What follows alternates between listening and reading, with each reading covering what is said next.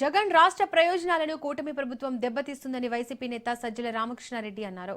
చంద్రబాబు రాయలసీమ ప్రజల ఊసురు పోసుకుంటున్నారని, తెలంగాణ అసెంబ్లీలో రేవంత్ రెడ్డి మాట్లాడిన మాటలను చంద్రబాబు వద్ద సమాధానం లేదని ఆరోపించారు.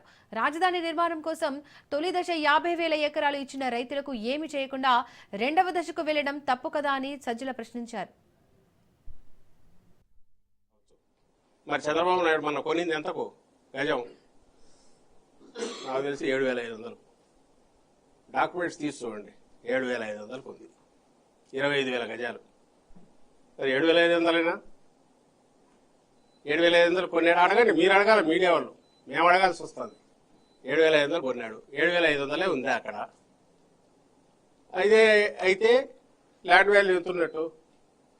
7,500 ఇంటూ 4,800 గజాలు, 8,000 ఇంటూ 5,000 అంటే 4 కోట్లు.